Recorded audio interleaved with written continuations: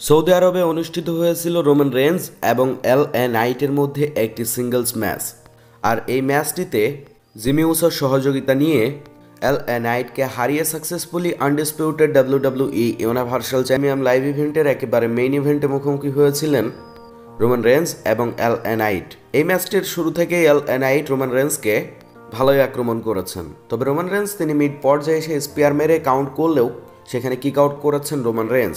এদের ম্যাচটি খুবই ভালো একটি ম্যাচ ছিল, তবে রোমান রেঞ্জ এক পর্যায়ে যখন এল.এ. নাইট পিন করেছিল সে সময় রোমান রেঞ্জ হেরে গেলেও যেতে পারতেন, তবে সেই সময় জিমি উসো এসে রোমান রেঞ্জকে সেভ করেছেন। তবে যাই হোক, পরক্ষণে জিমি উসোর ডিস্ট্র্যাকশনের ফলে রিংয়ের বাইরে এবং ভিতরে স্পেয়ার খেয়ে সেই ম্যাচটিতে হেরে গিয়েছেন এল.এ. নাইট এবং successfully undisputed WWE universal চ্যাম্পিয়নশিপটি written করে নিয়েছেন রোমান রেঞ্জ। অর্থাৎ জিমি উসোর সহযোগিতা নিয়ে এল.এ. নাইটকে হারিয়েছেন রোমান রেঞ্জ। ধন্যবাদ।